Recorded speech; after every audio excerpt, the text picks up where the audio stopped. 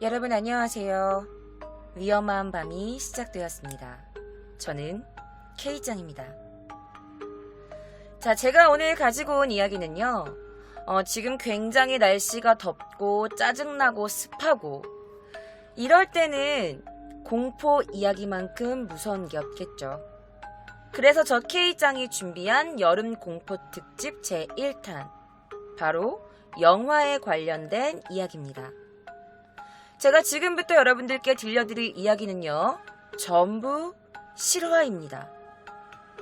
자, 그러면 지금부터 여러분들을 위험한 초대 속으로 모시겠습니다.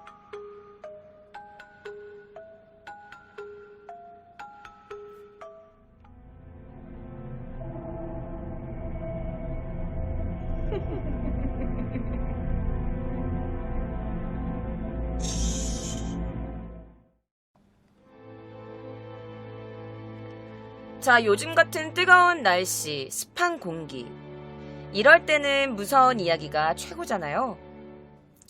자, 그래서 일부러 공포 영화만 찾으러 다니시는 분들도 계실 텐데요. 뭐 귀신이 발견됐다는 촬영장, 그리고 뭔가 이상한 경험을 했다는 기괴한 괴담. 자, 이러한 이야기들은 각종 공포 영화 장르에서 많이 접하실 수 있을 거예요. 그런데 제가 오늘 가지고 온 이야기는요. 여러분들이 아마 잘 모르시는 이야기일 겁니다. 굉장히 오래전에 나왔던 영화이기도 한데요. 지금부터 제가 여러분들께 들려드릴 영화는요. 바로 오맨이라는 영화입니다. 자, 1976년 6월 6일에 개봉한 리처드 오너의 감독의 영화죠. 바로 오맨이라는 영화입니다. 아마 제가 태어나기도 전에 만들어진 영화예요. 자, 그리고 이 영화는 6월 6일 날 개봉을 하죠. 자, 이 영화의 시놉시스 줄거리를 제가 잠깐 여러분들께 알려드려야 될 것 같아요. 오늘 제가 들려드릴 이야기에 꼭 필요한 내용이거든요. 그리고 이 영화를 보고 싶다라고 하시는 분들은 잠시 귀를 막으셔도 좋습니다. 제가 끝까지 스포까지는 말씀드리지 않겠지만 전체적인 영화 줄거리를 여러분들께 말씀드릴 거거든요. 자, 이 영화의 시작은 6월 6일 새벽 6시에 태어난 아기로부터 시작됩니다. 자, 아기가 태어나길 기다렸던 그 부부는요. 아기가 태어나자마자 죽었다는 전화를 받습니다. 자, 아빠인 소는 바로 병원으로 달려가죠. 자, 아기가 태어나자마자 죽었다는 의사의 말을 듣고 이 소이라는 남자는, 그 아빠는 자신의 부인이 놀랄 것을 걱정하면서 굉장히 혼자 슬퍼합니다. 그래서 의사는 너무 슬퍼하는 그에게 입양을 권합니다. 자, 비슷한 시각에 똑같은 시간에 태어난 아기가 있는데 이 산모가 아이를 낳자마자 바로 죽었고, 그리고 이 아기의 친척도 없으니 부인한테는 몰래 비밀로 하고 부인이 낳은 아이인 양 친아들로 키우는 게 어떻겠냐 라면서 손에게 권유하죠. 그리고 손에게는 그 아기가 꼭 하늘이 주신 선물과도 같았습니다. 자, 소는 그 의사의 권유대로 아기를 데려왔고 데미안이라는 이름을 붙여줍니다. 자, 그리고 그 아들을 정말 자신의 친아들처럼 사랑해주고 예뻐해주며 키워가죠. 자, 그러다가 이 데미안이 5살이 되는 생일날 갑자기 숲속에서 나타난 검은 개. 자, 이 검은 개를 그냥 이렇게 바라보던 데미안의 유모가 갑자기 집 옥상 난간으로 올라갑니다. 그리고 줄을 목에 매죠. 그리고 옥상에서 이런 말을 합니다. 데미안, 이게 다 널 위한 거야. 그리고 옥상에서 줄을 매단 채 그대로 뛰어내려 버립니다. 자, 데미안의 생일 파티가 있던 날이기도 해가지고 데미안의 생일 파티는 엉망이 됐어요. 생일 파티에서 갑자기 유모가 목을 매고서 떨어져 죽었으니까. 그러면서 자신의 아들인 데미안을 위해서 죽는 거라고 말했는데 이때 그 파티에서 사진을 찍고 있던 어떤 사진사가 그 목을 매달아 죽은 유모의 사진을 찍기 시작합니다. 자, 쏜의 집에서 유모가 자살했다는 소식이 신문에 막 실리기 시작합니다. 그리고 나서 기사를 보고 어떤 여자가 찾아옵니다. 바로 새로운 유모를 구하지 않냐며 이 집을 방문한 여성이었어요. 그런데 유모를 구한다는 기사를 낸 적도 공고를 낸 적도 없는데 뭔가 이상하다. 어떻게 알고 왔지? 라면서 수상하게 생각은 했지만 그 여자가 갖고 온 직업 소개서의 추천서를 보고 뭐 어쨌든 유모도 필요하기도 했고 뭐 추천서를 써준 거 보면 뭐 능력 있는 유모이겠지라고 생각을 해서 안심을 하면서 그 유모를 그대로 고용을 하죠. 자, 그런데 유모는 이렇게 말합니다. 일단 데미안이란 아이 한번 보고 싶은데 괜찮을까요? 단 둘이 말이에요. 자, 유모는 데미안을 혼자서만 만나보고 싶다고 하면서 단 둘이 있게 됩니다. 그리고 데미안에게 이런 말을 합니다. 내가 널 지켜줄 거야. 널 지켜주러 왔어, 데미안. 그리고 데미안은 그 말을 듣고 굉장히 의미심장한 미소를 짓죠. 자, 한편 성당의 신부가 갑자기 쏜을 찾아옵니다. 그러면서 갑자기 데미안의 출생의 비밀에 대해 알고 있다면서 쏜을 데리고 가죠. 자, 그리고 교회에서 나가고 예수를 의지해야만 살 수 있다면서 쏜에게 이상한 말을 막 퍼붓기 시작합니다. 그리고 일단 자신의 아들의 비밀을 알고 있다고 생각하는 그 신부님을 보자 쏜은 굉장히 기분이 나빠지고 신부님의 하는 말을 무시한 채 그냥 나와버리죠. 자, 그리고 데미안의 생일 파티에 있었던 그 사진 작가가 우연히 이 신부님의 사진도 찍게 됩니다. 자, 그러다 어느 날, 누군가의 결혼식을 참석하기 위해 교회로 향하던 중에 교회로 가까이 갈수록 점점 이상해지는 아들 데미안의 모습을 봅니다. 데미안은 계속 차에서 굉장히 불안해해. 교회 가는 길목에서. 그 차문을 막 열고 막 도망가려고 하고 비명 지르고 막 그러는 거야. 그러면서 자신의 엄마, 쏜의 그 부인, 내 머리를 막 잡아뜯으면서 막 발악을 하기 시작해요. 교회 가기 싫어! 막 이러면서. 그래서 결국에는 집으로 돌아오게 됩니다. 자, 그 후에 엄마가 이 데미안을 데리고 동물원에 놀러 갑니다. 그런데 이 동물원에서 굉장히 이상한 일이 벌어지기 시작해요. 뭐냐? 데미안이 지나가면 동물들이 갑자기 막 공포에 질듯이 막 도망가기 시작하는 거야. 그리고 원숭이들이 처음에는 데미안이 차가 지나가자, 사파리로 지나가자 원숭이들이 무서워하다가 갑자기 데미안의 차를 향해서 막 공격하게 됩니다. 엄마와 데미안은 겁에 질린 채 그 자리를 쏜살같이 도망가게 돼요. 자, 한편 데미안의 생일 파티 사진을 찍었던 사진사가 쏜을 찾아갑니다. 그리고 이 신부님의 사진을 현상을 하는데 이 신부님이 찍힌 사진에서 이 사진기사가 굉장히 이상한 점을 발견합니다. 바로 이 신부님의 모든 사진에서 목 부근에 빨간 선, 이상한 선이 찍힌 것을 확인하게 된 거죠. 자, 이 신부는 또다시 이 쏜을 찾아옵니다. 자, 그리고 나서 이렇게 말하죠. 지금 당신의 부인은 임신을 했습니다. 하지만 데미안, 당신의 아들은 그걸 원하지 않아요. 자, 그래서 이 데미안이 엄마가 지금 임신한 이 아이를 일부러 유산시키고 나중에 당신 부인도 죽일 겁니다. 라는 이상한 경고를 하게 됩니다.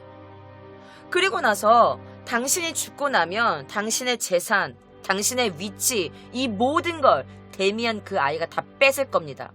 그리고 당신은 죽게 되겠죠. 라면서 경고를 합니다. 자, 그러면서 데미안을 악마의 아들이라고 칭해요. 그러면서 악마의 아들 이 데미안은 죽이는 방법을 내가 알고 있다. 퇴마사 부게나겐이 있는 곳을 이 쏜에게 알려줍니다.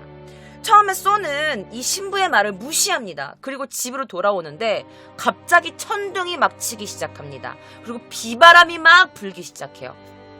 그러고서 건물 철탑에 꽂혀있던 이 쇠코챙이가 갑자기 떨어지면서 신부가 목을 관통당해서 죽어버립니다. 그 사진에 나왔던 그 선이 있는 그 부분에 쇠코챙이가 이렇게 떨어져서 죽어버려요. 자, 어쨌든 자, 부인은 신부님의 말씀대로 임신을 한 상태였습니다. 그런데 그 엄마가 이제 천장에서 뭘 이렇게 장식을 하고 있는데 데미안이 엄마를 사다리에서 밀어버리는 바람에 엄마가 2층 난간에서 떨어졌고 그 신부의 말대로 그 부인은 유산을 하게 됩니다. 그리고 병원에 입원을 하게 되죠. 자, 소는 이 모든 게 신부님의 예언대로 이루어진 것 같아서 굉장히 두려움을 느껴요. 자, 어쨌든 그 사진기사가 신문에서 이 브레넌 신부가 신부님이 죽었다라는 걸 보고 손에게 연락합니다. 저 사실은 제가 찍은 사진에서 신부님에게 이상한 형태의 상처가 나 있었는데 신부님 목을 관통했던 그 쇠꼬챙이가 있는 그 부분에 무슨 빨간 선이 있었어요. 그리고 지금 제 목에도 그 선이 보입니다. 라고 손에게 전화를 합니다. 그래서 이 모든 죽음은 처음부터 암시되어 있었고 처음 목을 매서 자살했던 이 유모의 사진에도 목 부분에 희미하게 줄이 가 있는 걸 확인하게 됩니다. 자, 그리고 나서 거울로 자신의 사진을 딱 기사가 찍었는데 역시나 자신의 목에도 빨간 줄이 가 있었죠. 그러면서 이 모든 일은 다 예견돼 있던 거고 당신의 아들 데미안을 조심하라고 경고하죠. 자, 이 여기까지가 이 영화의 신호비고 나중에는 여러분들 혹시 보고 싶으신 분들도 계실 수 있으니까 나중에 그 스포는 끝까지는 하진 않을게요. 어쨌든 대충 이런 내용의 영화입니다. 자, 그런데 이 악마의 아들 666 그리고 저주받은 막 신부님 나오고 자, 이 영화의 거의 메인이 저주에 관련된 스토리인데요. 실제 이 영화를 촬영했을 때 그리고 촬영 후에도 스태프과 배우들에게 이상한 일들이 생기게 됩니다.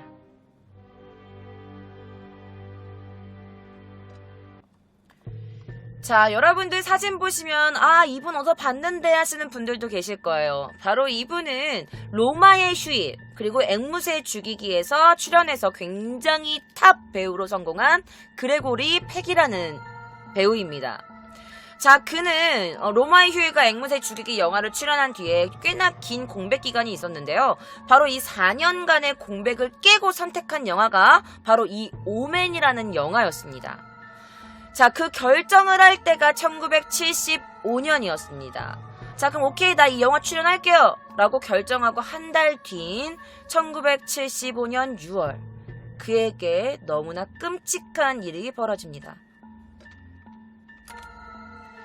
자, 옆에 사진에 보이는 건 바로 그의 친아들입니다.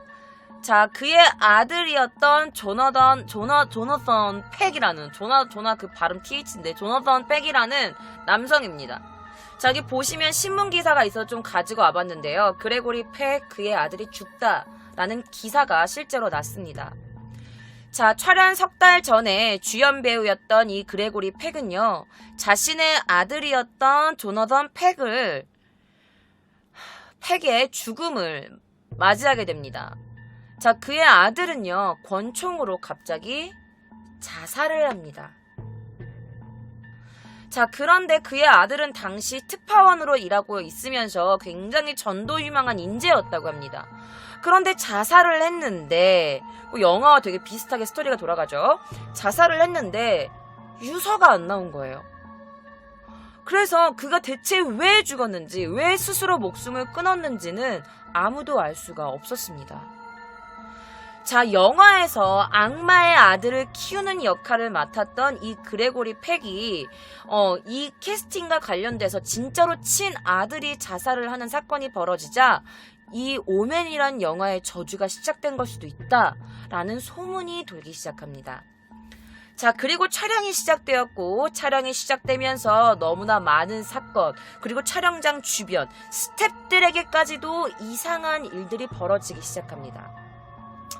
자, 당시에 영국은요, 아일랜드 공화국군 IRA에 굉장히 격렬히 저항하고 있었습니다. 그리고 그 저항 운동 중에 갑자기 폭발 사고가 일어납니다. 근데 그게 하필 이 영화 촬영 스태프과 배우에게 이 폭발이 터지게 됩니다. 그 실제 폭발하는 장면 여러분들께 보여드릴 겁니다. 함께 보시죠. 자, 바로 이 화면이요. 당시 그 아일랜드 공화국 IRA에 저항하던 영국이 이렇게 저항 운동을 하던 중에 폭발 사고가 일어난 건데, 바로 이 장소가 제작진이 식사를 위해 예약한 시내의 레스토랑입니다. 근데 이 레스토랑에서 IRA의 테러로 폭파하는 사건이 발생됩니다. 그 당시의 실제 영상이라고 하네요. 자, 또한 이 제작진과 그레고리 팩이 머물던 숙소마저 이 아일랜드 공화국군의 테러로 폭파하게 됩니다. 두 번이나 이 오맨 스텝과 이 그레고리 팩이 두 번이나 이 폭발을 맞이하게 된 거예요. 자, 다행히도 이 두 번의 테러를 우연치 않게 맞이하게 되었으나 큰 인명사고는 없었다고 합니다. 그런데 여기가 끝이 아닙니다. 너무나 예상치 못한 곳에서 또다시 너무나 기묘한 사건이 터지게 되죠. 바로 어떤 사건이었냐면 하늘에서 일어나게 됩니다. 자, 여러분 이 영상 보이시나요? 지금 하늘에서 비행기가 날고 있고 갑자기 번개가 빠방 하고 칩니다. 땅과 하늘에서 정말 몰라 말로 형용할 수 없는 악재가 계속 덮친 건데요. 자, 1975년 9월 그레고리 팩이 탄 비행기가 벼락을 맞는 사고가 발생합니다.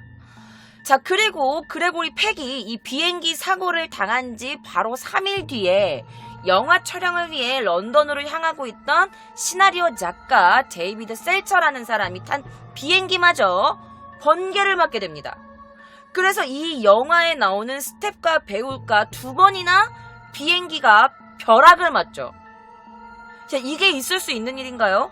폭파가 두 번, 비행기가 벼락을 맞는 일이 두 번, 이 모든 게 이 영화를 촬영을 시작하기도 전에 일어난 일입니다.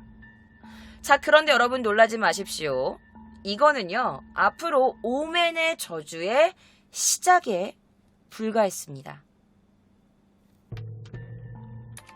자, 여러분 아까 제가 말씀드렸죠. 영화의 한 장면에서 그 엄마랑 같이 동물원에 갔던 이 데미안이 사파리를 들어가는데 동물들이 데미안을 보고 막 도망가기 시작하고 원숭이들이 처음에 도망을 가다가 갑자기 이 차에 데미안이 차고 있던 차에 막 공격을 한다. 이 장면 제가 아까 말씀드렸었죠. 바로 그 영화 속의 한 장면입니다. 자, 이 장면을 촬영하기 위해서 실제로 사파리에 방문을 했는데 이 제작진이 이 원숭이를 보러 가려면 이 사자 우리를 지나서 이 원숭이 떼 안으로 들어가야 되는데, 그런데 되게 이상한 일이 생깁니다. 바로 이 사자의 우리가 열린 거예요. 당연히도 이 사자들이 밖으로 나왔겠죠. 그리고 그 사파리의 경비원을 물어뜯어 죽여버립니다. 실제로 이 영화를 촬영할 때 일어난 사건이에요. 자, 그래서 여러분들 제가 이 장면을 한번 보여드릴게요. 이 장면을 찍기 위해서 실제 이 사파리에서 일하고 있던 경비원이 사자에 물어뜯겨 죽임을 당하고 다니는데, 이 영화의 한 장면 제가 여러분들께 좀 보여드릴게요.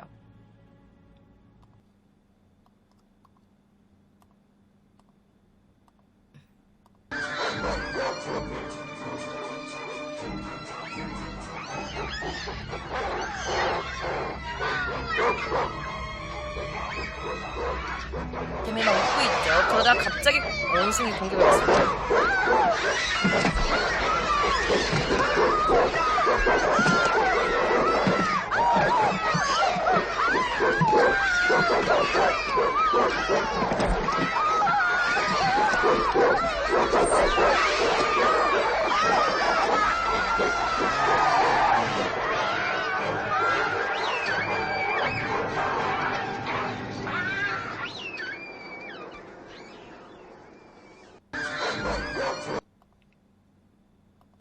바로 이 장면이죠. 이 장면을 위해 사람이 한 명 희생되었습니다. 자, 그는요 바로 이 영화의 감독입니다. 자, 이 리차드 도너 감독에게도요 물론 기이한 일들이 벌어졌습니다. 바로 그가 타고 있던 차 문이 갑자기 이제 타려고 딱 하는데 갑자기 바람 때문인지는 모르겠는데 갑자기 문이 확 닫혀버리는 사건이 일어나요. 그런데 이게 내가 타려고 문을 닫는 것과 타려고 하다가 문이 갑자기 닫히는 건 정말 다른 거잖아요. 그래서 하마터면 이 사건으로 인해서 다리를 굉장히 심하게 다칠 뻔 했다고 합니다. 자, 그리고 이 이상한 사건이 있고 그 다음날 영화 속에 있는 그 비행기 씬을 촬영하기 위해서 비행기를 잠깐 대여를 했대요. 경비행기를 대여를 했는데 이 항공사에서 갑자기 너무 죄송한데 지금 비행기 대여를 못 해드릴 것 같습니다. 급하게 쓸 일이 있다 라면서 갑자기 비행기를 가져가 버려요. 자, 알고 봤더니 이 항공사 직원이 자신의 가족여행을 위해서 이 경비행기를 사용하려고 대여를 해줬다가 줬다 뺏은 거예요. 자, 그리고 당일 가족여행을 떠나기로 했던 이 직원의 비행기가 이륙을 하자마자 갑자기 이름 모를 새떼들에게 막 공격을 받게 됩니다. 그런데 이 영화 속에서도 새떼들이 갑자기 막 등장하는 장면이 나와요. 자, 어쨌든 현실로 돌아오면 자, 이 비행기가 이륙하자마자 새떼들의 공격을 막 받게 되고 이로 인해서 엔진에 이상이 생깁니다. 그럼 어떻게 돼요? 추락을 하겠죠. 네. 그래서 이 비행기에 타고 있던 조종사, 그리고 조종사의 아내, 그리고 두 아이가 모두 사망하는 참사로 이어집니다. 자, 만약에 리차드 도너가 이 비행기를 실제로 타고 이 영화를 연출하려고 했다면, 실제로 촬영을 하려고 했다면 끔찍한 일을 맞이할 수도 있었겠죠. 자, 이런 섬뜩한 저주, 이 영화에 정말 저주가 깃든 건가요? 그래서 이 이야기는요, 영화 촬영이 끝난 후에도 다른 스태프를 통해서 계속 이어지게 됩니다. 자, 그리고 영화가 개봉되죠. 따단! 자, 이 영화 개봉 후에 모든 저주가 풀렸을까 했는데, 이 영화 개봉 후 2개월 뒤, 너무나 끔찍한 사건이 또다시 벌어지게 됩니다. 이 영화에 참여했던 어떤 한 스텝이 겪은 끔찍한 사건.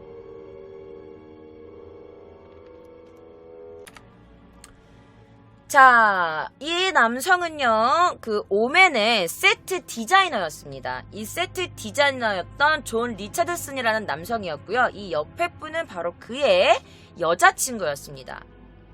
자, 그는요, 네덜란드에서 차기작을 준비하고 있었고, 그래서 여자친구랑 함께 네덜란드에서 영화 촬영 답사를 하기 위해서 여행을 떠나게 됩니다. 그런데 그 떠난 날이 바로 1976년 9월 13일 금요일이었습니다. 바로 13일의 금요일 날 여자친구와 함께 네덜란드로 떠나게 되죠. 자, 그런데 여러분들, 제가 이 이야기를 들려드리기 전에 영화의 한 장면을 여러분들께 보여드려야 되는데, 이 영화의 한 장면이 조금 끔찍할 수 있습니다.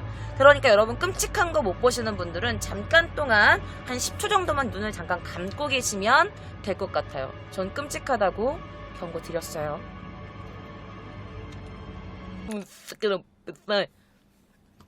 자, 영화의 한 장면 지금부터 저와 함께 보실게요. 좀 잔인합니다.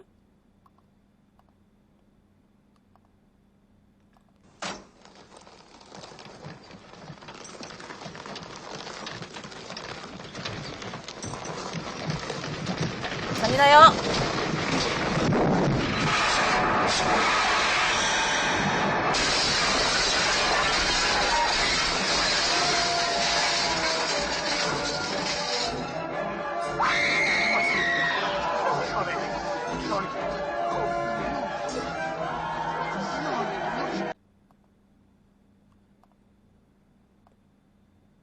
조그맣게 해서 보여드릴게요. 자, 제가 왜 이 영화의 한 장면을 보여드렸냐면, 자, 어쨌든 그가 그의 여자친구와 함께 네덜란드에 도착을 하게 됩니다. 그리고 여자친구와 그 촬영 장소를 위해 드라이브를 하기 시작하죠. 그러다가 끔찍한 자동차 사고를 만나게 됩니다. 자, 함께 탄 여자친구와 그리고 이 디자이너는요, 그 보조 디자이너, 그러니까 그의 일을 도와줄 보조 디자이너가 있었는데, 그의 여자친구와 그 보조 디자이너의 몸이 이렇게 목이 잘린 것처럼 절반으로 잘린 채 사망합니다. 이 영화에 등장하는 인물의 목이 날아가던 장면과 굉장히 비슷했다고 합니다. 몸이 반이 잘린 그 모습이. 자, 그는요, 겨우겨우 목숨을 부지하면서 피범벅이 된 상태로 겨우 자동차에서 겨우 빠져나오는데, 이때 존 리처드슨은 도로에 있는 표지판을 보고 기겁을 하게 됩니다. 왜냐면 표지판에는 이렇게 써 있었기 때문이죠.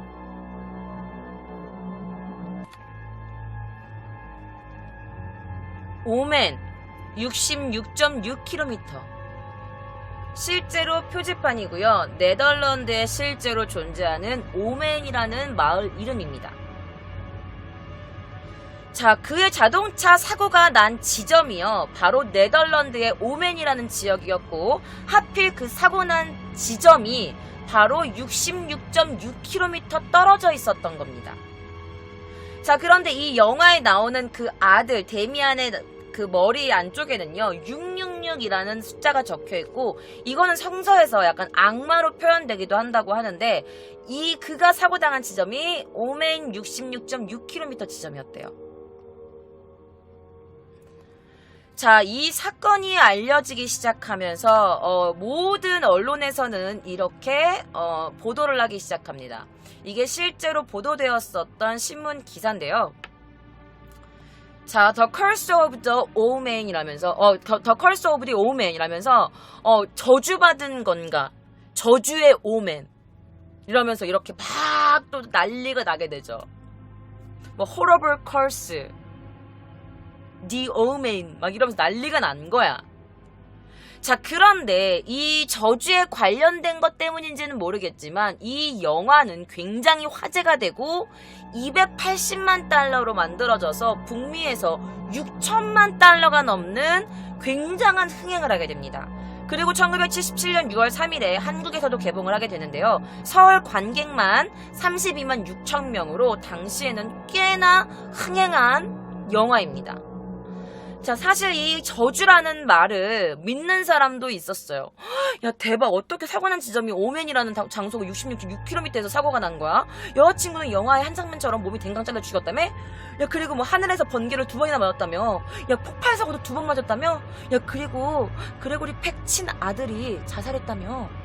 막 이러면서 이 저주를 믿는 사람들도 생겼고, 또 다른 사람들은 그냥 어떻게 우연히 일어난 이런 사고들을 영화 홍보용으로 쓴다, 사람들도 아니다 라면서 비난하는 사람도 있었다고 합니다.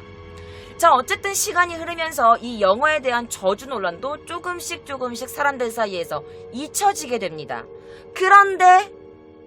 그러다가 2006년 그날이 오고 맙니다.